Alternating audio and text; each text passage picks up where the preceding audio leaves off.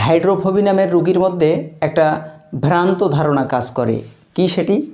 Delusion dogs she is a growls and burgs, অর্থাৎ সে নিজেকে কুকুর মনে করে এবং গজরাতে থাকে।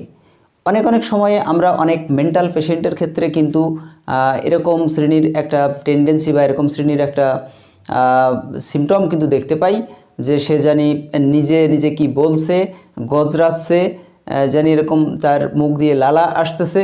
তো এই সব শ্রেণীর পেশেন্ট যারা এরকম ক্ষিপ্রতা, হিংস্রতা একটা প্রবণতা লক্ষ্য করা যায়, তো তাদের ক্ষেত্রে কিন্তু আমরা লাইসিনাম বা হাইড্রোফোবিনাম মেডিসিনটা কিন্তু ব্যবহার করতে পারি। অবশ্য তার টোটালিটি অফ সিমটমের উপরে নির্ভর করে।